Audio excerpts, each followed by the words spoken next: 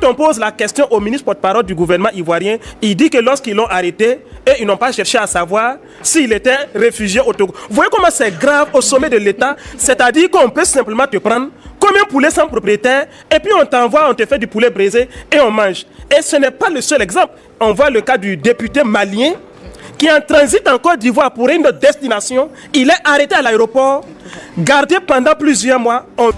Bienvenue sur Face au 24, votre chaîne d'actualité en temps réel. Ici, nous vous apportons les faits, l'analyse et le contexte sur ce qui fait l'actualité.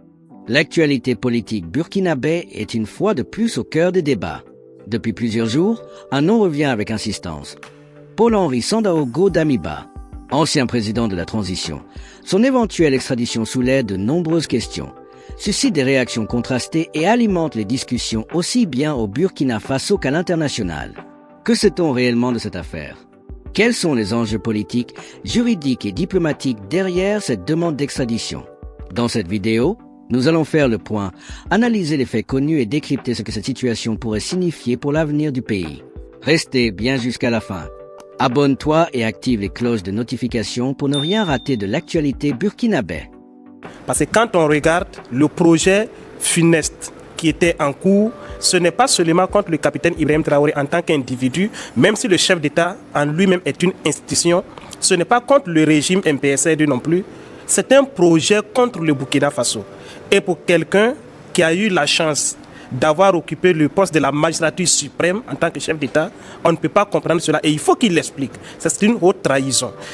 Effectivement, le 17, il a été extradé et c'est à l'honneur du peuple togolais d'abord, mais aussi il faut saluer notre diplomatie. Parce que dans ce contexte-là, parvenir à faire revenir Damiba au Burkina Faso pour répondre des faits qui lui sont reprochés, assurément, la diplomatie y a joué un rôle assez fondamental. Pour revenir à la question proprement dite, à savoir les différentes excitations que l'on voit au-delà du Burkina Faso, moi je voudrais simplement qu'on regarde, on fasse une cartographie, un portrait robot de tous ceux-là qui s'excitent. Faisons leur portrait robot, que ce soit des Burkinabés égarés aujourd'hui, en rupture de bain avec la nation parce qu'ils l'auront eux-mêmes choisi, ou que ce soit des non-burkinabés, lorsque vous regardez le portrait robot de tous ceux-là aujourd'hui, non seulement qui s'étaient déjà prononcé pour dire qu'il n'y a pas de raison que le Togo extrade M. Damiba, et lorsque le Togo a extradé Damiba, sont dans une furie indescriptible. Cette fébrilité-là s'explique par le fait que ce sont des gens qui voulaient voir le Burkina, qui veulent voir le Burkina Faso à terre. Et pour eux, M. Damiba était un champion pour eux, grâce à qui le malheur allait frapper le Burkina Faso. Et ils en étaient très convaincus. Aujourd'hui, que leurs prières n'ont pas été exaucées, que Damiba a été extradé vers le Burkina Faso, ils sortent le grand jeu plutôt, pour une fois de plus dire que le Togo a enfreint aux règles. Mais citons quelques cas. Quand vous regardez aussi, la plupart de ces gens-là, comme je l'ai dit, c'est du côté de la Côte d'Ivoire. J'ai un profond respect pour le peuple ivoirien.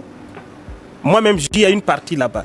Mais quand vous regardez certains mercenaires qu'on recrute pour des médias qui n'ont pour ligne éditoriale que la haine contre les États de l'AES et précisément contre le Burkina Faso, qui viennent déverser des insanités, comme si ce qui se passe aujourd'hui avec Damiba, c'était la première dans l'histoire de l'Afrique ou du monde, et même comme si cela était étranger à la Côte d'Ivoire elle-même.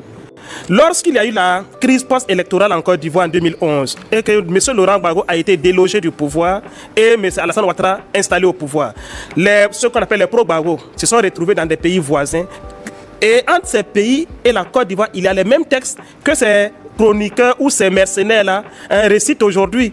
Mais ça n'a pas empêché que Blé Goudé Charles ait été extradé du Ghana vers la Côte d'Ivoire, en violation justement des mêmes textes dont il parle. Ça n'a pas empêché que Lida Kwasi Moïse, alors ministre de la Défense sous Laurent Gbagbo, ait été extradé du Togo vers la Côte d'Ivoire.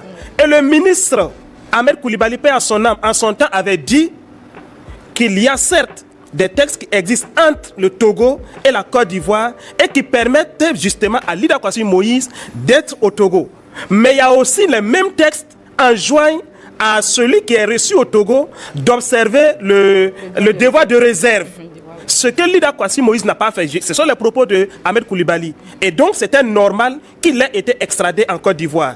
Est-ce qu'ils peuvent nous dire aujourd'hui que M. Damiba au Togo a observé le devoir de réserve? Pire, ce n'est pas seulement qu'il a enfreint au devoir de réserve, il a même un projet de déstabilisation contre son pays. Et vous dites que le Togo ne doit pas l'extrader. Je crois que le Togo est un État responsable et le Togo n'a pas de leçons à recevoir de qui que ce soit. Le dernier exemple, c'est celui du journaliste béninois, M. Komlan, qui quitte le Bénin, qui est au Togo en tant que réfugié et qui a été invité par le ministère, je crois, de la communication en Côte d'Ivoire. C'est tout un ministère qui l'a invité en Côte d'Ivoire pour un panel. Et le ministre porte-parole du gouvernement parle d'environ 47 invités lors de cette activité-là. Et il va en Côte d'Ivoire à partir du Togo. Il est arrêté en Côte d'Ivoire, extradé vers le Bénin en violation flagrante de son statut de réfugié au Togo. Quand on pose la question au ministre porte-parole du gouvernement ivoirien, il dit que lorsqu'ils l'ont arrêté, et ils n'ont pas cherché à savoir s'il était réfugié au Togo. Vous voyez comment c'est grave au sommet de l'État? C'est-à-dire qu'on peut simplement te prendre comme un poulet sans propriétaire, et puis on t'envoie, on te fait du poulet braisé, et on mange. Et ce n'est pas le seul exemple. On voit le cas du député malien, qui est en transit en Côte d'Ivoire pour une autre destination. Il est arrêté à l'aéroport, gardé pendant plusieurs mois. On vient de le juger et il est condamné à 5 ans de prison ferme. Je crois qu'aujourd'hui, nous n'avons pas de leçons à recevoir de ces mange-mille qui, comme je l'ai dit, débite des insanités sur des médias, encore une fois, dont la seule ligne éditoriale, c'est la haine contre le Burkina Faso. Alors, Imhotep Bayala, avant de poursuivre, quelle est votre lecture de cette extradition-là? Est-ce qu'il était plus que temps? Oui, je pense qu'on ne pouvait pas attendre mieux que ça pour introduire l'année 2026. C'est le meilleur cadeau que Dieu et les mains de nos ancêtres nous offrent. Vous savez, à l'entame de chaque année, il faut quand même l'entamer avec beaucoup d'énergie, avec beaucoup d'espoir. Et je pense que c'est ce que la nature a voulu.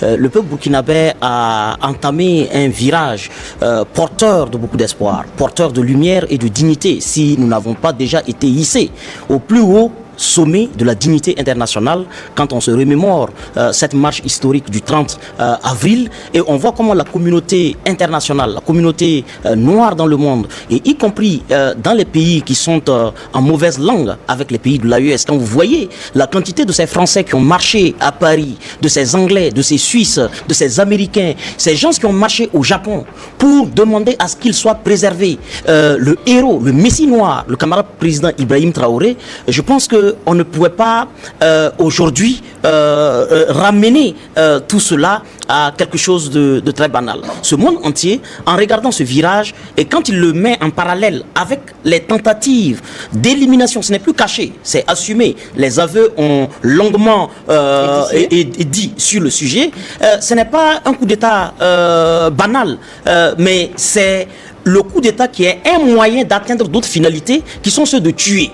Et de tuer à grande échelle, de provoquer un massacre généralisé de ce qui est considéré comme un symbole d'espoir et de renaissance. Le président, camarade président Ibrahim Traoré est renvoyé à l'image de la résurrection ou de la réincarnation de Thomas Sankara et l'Afrique et le monde entier sait combien ce patrimoine universel mondial qu'est devenu Thomas Sankara coûte à l'humanité tout entière en tant que perte. Est-ce que nous allons permettre que la même tragédie se reproduise pour son fils spirituel politique qui aujourd'hui fait dans une diversité d'actions. La première, c'est la reconquête du territoire. La deuxième, c'est les actions de développement. Et quand vous voyez aujourd'hui des reportages qui montrent qu'après un lancement d'une autoroute, des travaux sont intensement en cours, de nuit comme de jour, vous voyez des usines s'ouvrir et vous faites le parallèle entre les chômeurs qui existaient et la quantité absorbée par ces nouvelles initiatives, est-ce que le peuple burkinabé devait aspirer à autre chose qu'à un arrêt brutal, ici et maintenant, de tous ceux qui attendent à sa stabilité, à ses espoirs? Parce que si on ne fait pas un lien entre l'espoir qui reprend forme, entre ces grands chantiers de développement en cours, entre ces sillons visionnaires qui sont élaborés, on ne peut pas suffisamment comprendre pourquoi le peuple burkinabé en veut autant à Damiba, le champion d'une déstabilisation dont il est un ouvrier dans le sérail. Le commanditaire principal n'est pas Damiba, il est un outil. Et je dirais, moi je dis que dans la chaîne des acteurs, il est le coordonnateur des ouvriers putschistes.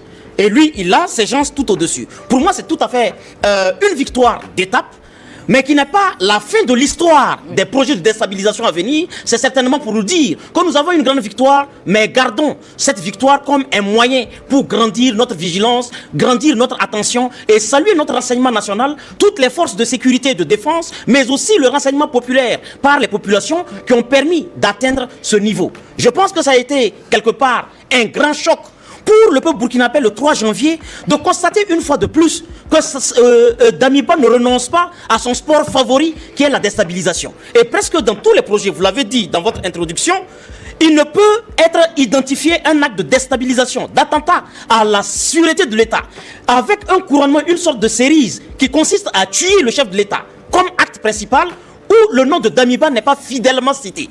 Et est-ce que ce qui se préparait le 3 janvier, s'il venait à être exécuté, une date historique liée à la dignité que Damiba voulait relier à l'indignité, liée à l'honneur que Damiba voulait rattacher au déshonneur, le 3 janvier, c'est le sang, la sueur de notre peuple qui a vomi les mêmes pratiques que Damiba a mises en œuvre sous son règne et qu'il veut ramener encore comme chef d'État. Ce que nous pouvons retenir, c'est que Damiba avait un rêve lui-même. Ce n'était pas uniquement le peuple burkinabé qui voulait que Damiba revienne dans son pays. Il a lui-même dit lors d'une émission avec Alain Foucault que l'un de ses plus grands rêves c'était de revenir dans son pays.